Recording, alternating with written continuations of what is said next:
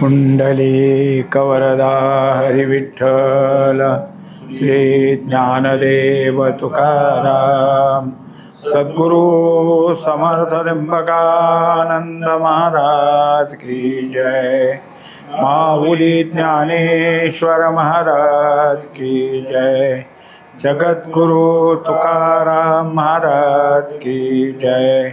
श्री गुरुदेव दत्त। श्री तुकाराम महाराजांची गाथा, अभंग क्रमांक 178। बरे देवा कुणभी केलो, नाही तरी दंभे असतो मेलो। भले केले देवराया, नाचे तुका लागे पाया। विद्या असती काही, तरी पडतो अपायी। सेवा चुकतो संताची, हेची नागवन फुकाची। गर्व होता ताठा, जातो यमपंथे वाटा। तुका म्हणे थोरपणे, नरक होती अभिमाने।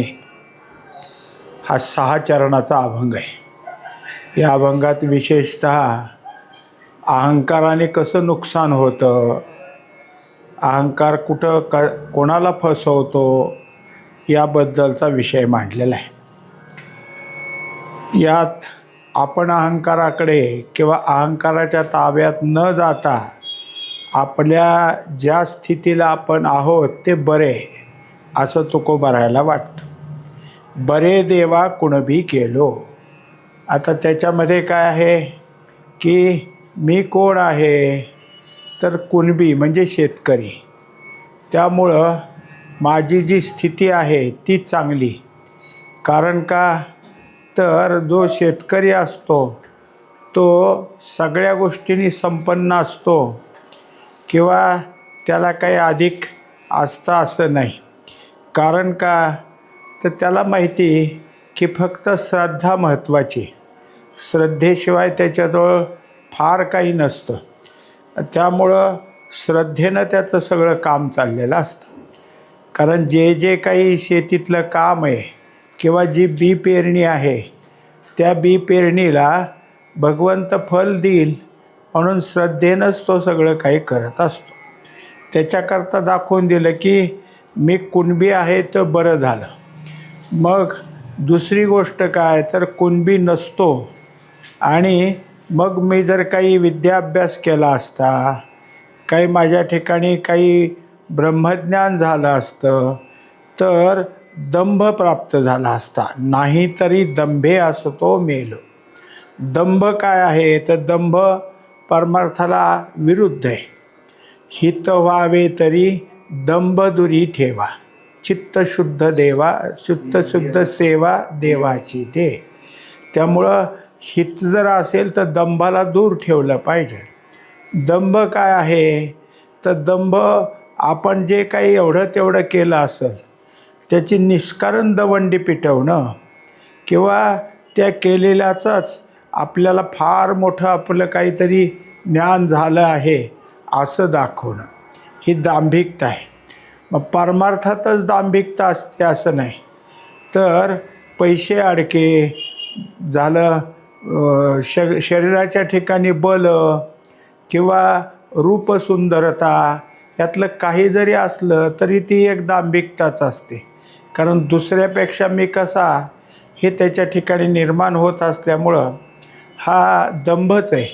तर दंभ हा काय करतो, तर आपल्या ठिकाणी एक कोश निर्माण करतो। आपण त्या कोशात अडकलो जातो आणि त्या कोशामुळं, त्या दांभिकतेमुळं आपल्याला काय आहे की जावं लागतं। एक जण होता असाच की त्याला काय आहे ब्रह्मज्ञान झालेलं आणि त्याला एवढी खुमखुमी की एक माणूस पुढं मशाल घेऊन चालायचा आणि एक हातात उघडलेला सुरा आणि ते दोघं चालायचे आणि त्यांच्यामध्ये हा चालायचा। आता दिवसा ऊन असताना सुद्धा मशाल लावलेली। आता लोकाला वाटलंच एखाद्याला प्रश्न, तर ही मशाल नाही, हा जो प्रकाश आहे तो माझ्या ज्ञानाचा प्रकाश आहे, माझ्याजवळ एवढं ज्ञान आहे। अहो म्हणलं ते ठीक आहे, मग हे सुरा कशाला हातात? जर माझा कोणी अपमान केला तर मी माझी जीभ कापून घेईन. म्हणजे माझ्याजवळ इतकं ब्रह्मज्ञान आहे की माझ्या पुढं कुणी जरी आला तरी मला कुठलाही प्रश्न उत्तर विचारताना माझा कधीच पराभव होणार नाही. अशा तऱ्हेने काय आहे की तो आपल्या गावोगावी फिरायचा. एकदा असं दुपारची वेळ, एक झाड होतं मोठं, त्याच्या खाली विहीर होती, पायऱ्या उतरायची विहीर, आणि त्या विहिरीत उतरला. आता हा ब्रह्मज्ञानात अनेक गोष्टीचं ज्ञान असल्यामुळं त्याच्यावर कोणीतरी बोलतं हे त्याला ऐकू आलं. त्याच्यात काय आहे, जे बोलणं आहे ते मनुष्य तर दिसायचा नाही, पण ते बोलणं तर यायचं. मग ते म्हणायचे, अरे तू ब्रह्मराक्षस झाला. मग तो म्हणायचा, मी पण ब्रह्मराक्षस झालो. आता तुला ती फांदी, मला ही फांदी, ही तिसरी फांदी अजून रिकामी. म्हणलं, हे पाणी पितोय का नाही विहिरीत, ते ब्रह्मराक्षसच होणार आहे. कारण असंच मी ज्ञानाच्या ह्याच्यामध्ये दांभिक झालो आणि गावोगावी सगळ्याला तुच्छ मानत गेलो. माझीच विद्वत्ता जास्त, तुम्हाला काही कळत नाही. असंच दुसरा एखादा भेटला काय म्हणायला लागला तर तुला काय कळतं ह्यातलं, असंच म्हणायचो. आणि मग हे काय, असं मला ब्रह्मराक्षस व्हावं लागलं. आता हा पण त्यातलाच आहे, कारण ह्याला आपल्यासारखंच झालं आहे. त्यांनी ते ऐकलं, वर आला, त्याला म्हणला मशाल विझो, ही सुरी बंद करून टाका आता, आणि काही नाही, तुमची तुम्ही जावा आता, माझ्या मागं कोणी येऊ नका. आणि जिथं तिथं गावात शिरेल तिथं हात जोडतच जायचा, अगदी नतमस्तक होत जायचा. आणि प्रत्येकाला, तुम्ही जे काही करत असाल ते बरं आहे, काही का होईना तुमच्या कामा उद्योगातून तुम्ही एवढं करता, खूप करता, असं सगळ्याला आता नम्र भावनेनं बोलायला लागला. तर हे दांभिकता आहे. अशी दांभिकता जर आली तर मग काय होईल, त्या दंभामध्ये मरण आलं तर आपल्याला अशा कुठल्या तरी योनीकडे जावं लागेल. भले केले देवराया, नाचे तुका लागे पाया. आता काय असतं की कित्येक वेळा मनुष्याला आपल्या मनाची दुर्बलता तयार होत असते. तो म्हणत असतो की आम्ही सगळं काही केलं असतं, आम्ही काय कशात कमीत का, पण आम्हाला देवाने ह्या जातीत घातलं, ह्या वर्णात घातलं, म्हणजे मग आम्हाला काय आहे की नको ते काम लावलं आहे. नाहीतर आम्ही खूप काय अभ्यास केला असता, खूप मोठे मोठे महाराज झालो असतो. मग प्रत्येकाला आता तसंच होतं की जे जे काही आत्तापर्यंतचे बाहेर प्रसिद्धीला आलेले महाराज आहेत ते तसंच म्हणतात की कीर्तन करणं काय फक्त ब्राह्मणाचंच काम आहे काय, आम्ही काय करत नाही का, ना आम्हाला कुठं काय येत नाही असं आहे का. म्हणजे आम्ही पण आता ह्यातले आहोत, आम्हालासुद्धा येतं हे सांगितलंच झालं. तुकोबाराय म्हणतात की मला ह्याच्यात कशात घातलं नाही ते बरं झालं. भले केले देवराया, हे देवा खूप चांगलं केलंस. म्हणून आपण आहे त्याला कमीपणा न ठेवता आपण आहोत तेच जागा चांगली. म्हणजे ज्या स्थितीत आपण आहोत त्या स्थितीमध्येच आपण जे करतो त्यातच आनंद आहे. म्हणून नाचे तुका लागे पाया. आता जे जे काही मला प्राप्त झाले तेच चांगले. मी आहे ह्या स्थितीतच जे प्राप्त करून घेतलं, जे मला पावलं तेच मला चांगलं आहे, ह्याचा आनंद होऊन नाचायला लागले. आणि भगवंताचे उपकार खूप आहेत म्हणून काय केलं, भगवंताचे पाय धरायला लागले की देवा माझ्यावर खूप उपकार केले, मला कुणबी केलं ते बरं झालं. कारण ह्या शेती करता करता, काळ्या आईची सेवा करता करता माझ्याकडून जे परमात्म्याचं होतं आहे तेच खूप होतं आहे. म्हणजे शेतीची सेवा करणं हे देवा तुझीच सेवा आहे. असं काय आहे की मला आता नक्की झालं, मला त्याचा आनंद झालेला आहे. विद्या असती काही तरी पडतो अपायी. आता एक गोष्ट अशी की विद्या आम्हाला काय आहे की उद्धाराकडे घेऊन जाते, पण त्या विद्येचा आपण जर अभिमान धरला तर ती विद्या आपल्यापुढं काय आहे, एक कोश तयार करते. म्हणजे आपण त्यात गुंतून पडतो. मग जी विद्या असेल त्या विद्येचं आपल्या ठिकाणी काय आहे की हे मला येतं, हे दुसऱ्याला येतं आहे काय असं वाटतं. आणि त्या विद्येनं आपणच आपल्या हाताने काय करतो, कुठं ना कुठं तरी आपला घात करून घेतो. एकाचं असंच झालं की ते 4 मित्र होते आणि एका आचार्याकडे शिकायला होते.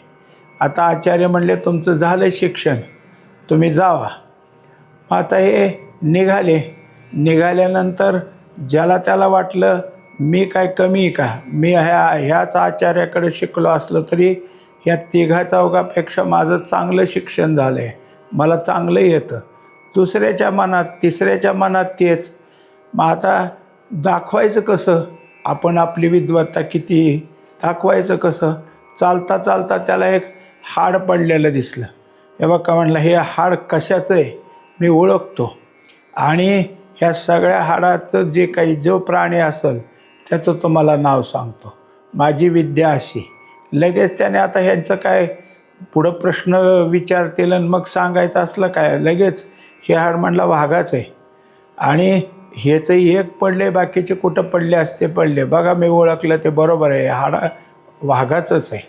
दुसरा म्हणला एवढं येतं काय तुला, हे एका हाडाला बाकीची कुठं पडली तीही तर आणून मी त्याला काय करतो की एकत्र करतो, म्हणजे त्या हाडांचा पिंजरा तयार करतो जे तुझ्यापेक्षा मला येतं. आणि मग त्याने कुठला वेळ, लगेच त्याच्या विद्येनं बाकीचे कुठं होते ते हाडं आली की जिथल्या तिथं पायाचं पायाला, पाठीचं पाठीला, मागचा पाय, मानेचं कवठी पुढची, जसं न तसं अगदी हाडाचा काय आहे वाघाचा पिंजरा तयार झाला. तिसरा म्हणला तुम्हाला एवढं येतं काय, ह्याच्यावर मांस कातडी घालून ह्याला जिवंत करतो मी. आता त्याला काय, ह्यानी जसं पटपट की त्यांनी पटपट की. चौथा म्हणला मला काही येत नाही, पण मी तुमच्या पाया पडतो, मला थांबा म्हणलं, मला जाऊ द्या. मग तो त्यांच्यासमोर झाडावर जाऊन बसला. हे म्हणले आता काय एवढं आपल्याबरोबर शिकले आणि सरळ काही येत नाही म्हणतंय, गेला झाडावर. ह्यानी मंत्र टाकला की ते वाघ झाला की जिवंत. आता त्या वाघाला काय घेणं, ह्यानीच मला जिवंत केलं. धरलं त्यांना. ते म्हणलं हे का मला हेच शिकवलं आहे की जिवंत कसं राहायचं, जीवन कसं जगायचं हे तुम्ही स्वतःच्या हाताने. मग विद्या अपायाची झाली का, तर झाली. विद्येनं अपायच असतो काय, तर अजिबात नाही. विद्या हीच आपल्याला काय आहे की सर्व काही करून पूर्ण करणारी. पण त्या विद्येला, विद्या ही एक काय आहे आमच्या उपयुक्त आहे असं केलं तर. विद्येचा जसं वरच्या चरणात झाला आहे विद्येचा दंभ, हा जर दांभिकपणा हिथं जर असेल तर तो काय करील, फुशारका मारील. विद्या कशी असते, किती भारी असते, किती मी त्याच्याबद्दल पुढं गेलो हेच सांगल तर तरी पडतो अपायी. तर एखाद्या विद्येला जो जर कोणी फुशारकीने सांगत असेल तर त्याच्या पुढचा कोणतरी असतोच ना, तो याच्या विद्येला कसं कमी पाडायचं तो बघल. मग हा पुन्हा पाहिल की त्याचं जर असेल तर त्याला कसं, म्हणजे एकमेकाला ते कलगीतुरा म्हणून असतो, एकाने प्रश्न की दुसऱ्याने उत्तर, दुसऱ्याने प्रश्न की त्याचं उत्तर, त्यांचं सतत चाललेलंच असतं. कुठलं कोशाची काय पौराणिक काढतात आणि कशाच्या पोथीत नसलं तरी हे त्याला जुळवून देतात. तसं हा विद्यावान करेल आणि हाताने आपल्यामध्ये काहीतरी घात करून घेईल. सेवा चुकतो संताची, हेची नागवन फुकाची. आता दुसरी गोष्ट अशी की ज्याच्याजवळ विद्या आहे त्याच्याजवळ ताठा असतो. मग तो संतांना संत कसा म्हणाल, कारण संत म्हणजे काय आहे की आपल्याजवळ फार विद्या असं कधी दाखवतच नाहीत. संत फक्त भक्तिभावच करत राहतात. त्यामुळं जे काही भक्तीचं आहे त्या भक्तीमध्ये कधी कोणाला मोठं म्हणायचं, कधी कोणाला लहान म्हणायचं हे संताजवळ नाही. आणि हे जे विद्यावान आहे त्यांना काय करायचं आहे की कोण पुढच्या वर्गातले तर कोणाला काहीच कळत नाही, म्हणजे त्यांनी भाग पाडलेत. भाग संतांनी कधीच पाडले नाहीत. हा पामर आहे, हा बद्ध आहे, हा विषयी, हे कोणी भाग पाडले, विद्यावानांनी पाडलेत. संत सगळ्याला सारखं म्हणतात. त्यांना माहिती आहे कसं आहे की जसं संतांनी 2 भाग पाडले, जे का रंजले गांजले. रंजले म्हणजे कशात, तर संसार ह्याच्यामध्ये रंजलेत, आणि दुसरे कसे तर दुःखाने गांजलेत. संताला दोघी सारखेत. जे संसारात रंगलेत त्यांनासुद्धा त्यातनं काढायचं आहे आणि जे गांजलेत दुःखानं त्यांनासुद्धा त्यातनं काढायचं आहे. पण संताजवळ भेद नाही. पण हे जर सगळं असेल तर विद्यावानाजवळ कुठे आहे? म्हणून मला फार चांगलं झालं, कारण मी सेवा चुकलो असतो संताची, ते माझं बरं झालं. म्हणजे मग आता काय केले हा जो अभंग आहे, ह्या अभंगात अहंकाराने कसा नाश होतो हेच सांगायचं आहे. माझ्या ठिकाणी काही नसल्यामुळं अहंकार वाढला नाही, म्हणून मी संतांची सेवा करू शकलो, संतांना आदर देऊ शकलो. हेची नागवन फुकाची. आणि जे करत नाहीत त्यांनी काय केलं तर भगवंतांनी सांगितलं आहे की जो संताची निंदा करल त्या निंदकाला मीच शिक्षा देईल. आत्तापर्यंत पुराणामध्ये आपण सगळं पाहिलं की जे जे संताचा अपमान करायला गेले, संताला नावं ठेवायला गेले, मग ते दुर्वासा असो नाहीतर अजून कोणी असो, शिक्षाच त्या देवाने दिली. काही काहीचा तर काय आहे सुदर्शनानं छेद केला, काही कायला इतकं सळोकपळो करायला लावलं, केवळ भक्तांना त्रास दिला म्हणून. मग त्याच्यामुळं त्या कोणालाही संत सेवेपासून दूर राहू वाटत असेल तर तो स्वतःची फसवणूक करून घेतो. नागवन फुकाची फसवणूक करून घेतो आहे. कारण संत कसे आहेत तर संत हित साधणारे, तेची माझे हित करीती सकळ. संत हिताचं विषय दाखवणारे, हिताची जागा दाखवणारे आणि त्याप्रमाणे करून घेणार आहेत. आणि हा त्याच्याजवळ त्यांच्यापासून दूर राहिला तर नाही का आपली स्वतःची फसवणूक करून घेतली. गर्व होता ताठा जातो यमपंते वाठा. आता गर्व म्हणजेच अहंकार. जितका अहंकार कशाचा असतो? माणूस काहीच नाही केलं तर मी अहंकारी असं म्हणेल काय? त्याला काही येत नसलं तर त्याला अहंकार कसा असेल? अहंकार कोणाला असतो? ज्याला काही येतं त्याला. तो माऊली सांगतात, नवल अहंकाराची गोटी विशेष न लगे अज्ञानाच्या पाठी, सज्ञानाच्या झोंबे कंठी नाना संकटी आग. आता हे कोणाच्या मागं लागले? सज्ञानाच्या. म्हणून अहंकार कोणाच्या मागं लागतो? सज्ञानाच्या. अहंकार अज्ञानाच्या मागं लागतच नाही. आणि तेच झालं. मला जे काही आलं असतं तर गर्व वाढला असता, गर्वाने मी ताठलं असतो. ताठा म्हणजे काय आहे की अहंकारानं आपलं जसं काही मान वर करून चालायची. कारण का आपल्याला सगळं काही येतं, मग कशाला नम्र व्हायचं आहे असं त्याच्या ठिकाणी. तर हा जितका गर्व धरतोय आपल्याला असलेल्या विद्येचा, त्याने काय होतं आहे तर तो जातो यमपंते वाटा. तो यमाच्या रस्त्याला निघाला आहे. कारण काय आहे की केवळ विद्या आहे म्हणून यमाने सोडून नाही दिलं. यम म्हणतो तुझी विद्या ही तुलाच घातक ठरली. कारण ज्या विद्येनं तुझं पुण्य प्राप्त व्हायचं त्याच विद्येनं तो पापाकडे वळालेला आहेस. म्हणजे दुसऱ्याला हानी करायची किंवा दुसऱ्याला तुच्छ समजायचं हे एक पापच आहे. आणि ते पाप केल्यामुळं जे पापी असतील त्याला यमपंथाकडंच जावं लागतं. म्हणून तुझी जी वाट आहे ती यमाकडं जाणारी. तेव्हा हे सगळे की जे अहंकाराच्या ताब्यात गेले ते गर्वानं ताठले आणि कुणीकडे गेले? यम जिथं आहे त्या यमाच्या रस्त्याकडे गेलेले आहेत. तुका म्हणे थोरपणे नरक होती अभिमाने. तेव्हा एकंदरीत किती जरी स्वतःला काय आहे की थोर ते गळाली पाहिजे अहंता असं म्हटले. कारण जरा जरी थोरपणा असला तरी त्या थोरपणाला म्हणजे त्या मोठेपणाला वाट कुठे, जागा कुठे? तर शेवटी नरकाकडे. कारण काय आहे की जो मोठेपणाला गुंतला आहे, मोठेपणा स्वतःचा काय आहे दाखवतो, तो याच्या त्याच्या उपयोगी पडत नाही. उलट काय करतो की त्याचं कसं नुकसान होईल याचा विचार करतो. त्यामुळं त्याच्या ठिकाणी काय आहे? दुष्ट भाव आहे. आणि दुष्ट भाव जिथं असतो तिथं नरकाकडे जावं लागतं. असे जे आहेत ते सगळे कुठं जातील? नरकाकडे जातील. आता यात आपण पाहिलं की तुकोबारायानं स्वतःला कुणबी म्हणून घेतलं. दुसरी गोष्ट काय केली की देवानं आहे या स्थितीत ठेवल्यामुळं मी आनंदी नाचे असं त्याने म्हटलं. म्हणजे हे 2 चरणं पाहिली तर बाकीची चरणं कसं होतं अहंकाराने, कुठं गुंतून किती त्याचं नुकसान होतं हे सगळे सांगणारे आहेत. 179 अभंग पाहायचोय आपण. दाता नारायण स्वये भोगिता आपण, आता काय उरले वाचे, पुढे शब्द बोलायाचे. देखती जे डोळे, रूप आपुले ते खेळे, तुका म्हणे नाद, झाला अवघा गोविंद. हा 4 चरणाचाच अभंग आहे. पण देव हा सर्वांगी कसा आहे, तो एक प्रकारे व्यापकच आहे. आणि व्यापकात असूनसुद्धा तो काय करतो तर सगळं काही करतो, पण सगळं करून लपून राहतो.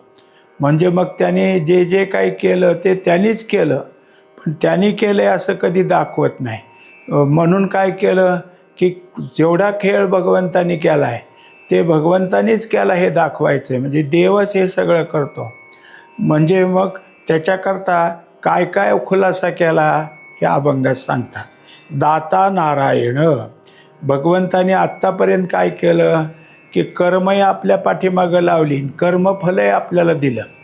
म्हणजे हे सगळं जे काही आहे ते सगळं सृष्टी निर्माण करता कोण आहे तर तोच आहे. आणि निर्माण केलेल्या सृष्टीला भोगविता कोण आहे तोच आहे. म्हणजे मग त्यांनी काय केलं की भोग्य वस्तूही बनवली, भोगताही बनवला आणि भोगही द्यायला कारण पाडलं. अण्णाच्या चिंतनात ह्या गोष्टी मांडल्यात की कसं असतं, एक भोगता होतो, एक भोग्य असतं. आणि कधी कधी हा भोग्य भोगता होतो आणि ते भोगता आहे ते भोग्य होतं. म्हणजे नेहमीच सजीवानं निर्जीवालाच भोगायचं असा नियम नसून सजीव सजीवाला भोगू शकतो आणि कधी कधी निर्जीव सजीवाला भोगू शकतो. म्हणजे असतं निर्जीव, पण त्याला एखादी गोष्ट करायची असली की तो कसाही करू शकतो. मग त्यामुळं मनुष्यावर काय आहे की हेच का दाता तेच का दाता असं आपण म्हणतो खरं, पण सगळं भगवंताचंच आहे. कारण का ह्या सगळ्या गोष्टी निर्माण करणारा तो आहे. मग आता आपल्याला रोज पाहायला दिसती ती सृष्टी, कानावर ऐकू येते ते आवाज, नाकाला वास येतो ते सुगंध आणि जिभेला खायला मिळतं ते पदार्थ. आपल्याला वाटतं आपण कमवले, आपण पिकवले, आपण बाजारातनं आणले.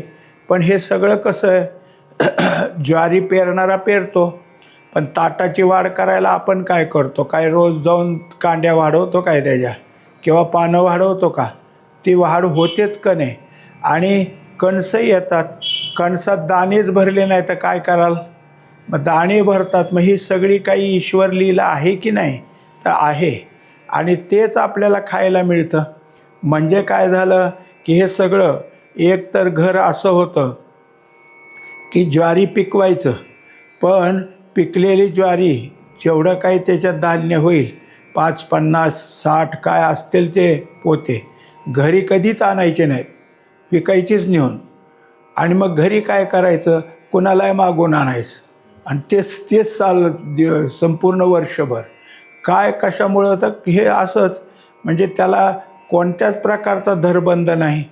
पण ज्याच्या डोक्यात ह्या सगळ्या गोष्टी असतील की ईश्वरच कराय, त्याला काय होतं की त्याला जर एखाद्या वेळेस प्रसंग असेल तर भगवंत त्याच्या सगळ्या गोष्टी राखतो. म्हणजे भुकेची वेळ देव राखतो. पण भुकेची वेळ राखायला ह्यानी तसं केलं तर असं सगळं घरातलं विकून टाकलं आणि देव भुकेची वेळ राखतोय. देव म्हणेल राहा उपाशी, तुला पिकून दिलं तर मी, आणि तो विकवलं. मग आता त्याच्याकरता आपल्याला जो देतोय, म्हणजे रोज ताटात जे अन्न येतं ते खरं भगवंताची कृपा आहे म्हणून येतं. मग त्याला समजायचं दाता नारायण. आता दुसरी मांडणी कशी केली तर स्वयंभोगिता आपण ते अन्न खातो किंवा आपण डोळ्याने पाहतो, कानाने ऐकतो. मग आपण ऐकतो का आपला जीव ऐकतो हे सगळं? आपल्याला खाल्लेलं कोण म्हणतं की मला भूक लागली ना आता माझं पोट भरलं, तर जीव म्हणतो. मग जीवालाच ऐकायला, जीवालाच डोळ्याने पाहायला जीव कोण आहे? जीव हा परमात्माच आहे. जीव ब्रह्मैव नापरा. मग आता जसा दाता नारायण आहे तसं भोक्ता कोण आहे? भोक्ताही नारायणच आहे. जीव स्वरूप हेच भगवंताचं आहे. म्हणजे जीव हे स्वरूप ब्रह्मस्वरूपच आहे. मग जो जीव मी खाल्लं, मी पाहिलं, मी ऐकलं असं जो म्हणतो तो कोण आहे? तर तो जीव हा ब्रह्मच आहे. मग तो नारायण आहे, हा नारायण आहे. म्हणजे दिलं नारायणानं आणि भोगलं नारायणानंच. आता काय उरले वाचे, पुढे शब्द बोलायाचे. दुसऱ्या चरणामध्ये सांगतात की आता जर काही असेल एखादी गोष्ट, काय की काही माणसं, एक माणूस असाच होता की त्याच्या अगोदर काय असेल ते असेल, पण त्याची इतकी अवस्था झाली की काही राहिलं नाही घरात. पण पूर्वीचं फार चांगलं होतं. मग लोकात थोडंसं आपलं आता काय आहे, आमच्या घरी काही नाही हो कसं दाखवायचं. मग त्याने काय करायचं, घरी तर काय खायचं काय नसायचंच, पण कुठून का होईना पैसे हे ते करून फक्त घरात तूप तेवढं आणून ठेवायचं. काहीतरी आपलं भांड्यात एखाद्या तूप ठेवलेलं, आणि नुसतं पाणी का प्यायचं होय ना भुकेच्या वेळेला, काय नसायचंच ना घरात, पण तूप मात्र मिशील लावून यायचं. आणि बसलं 4 माणसात की लोकांनी म्हणलं पाहिजे, पाटील तूप राहिलं काय मिशीला? हा रे जरा जास्तच वाढलं बघ.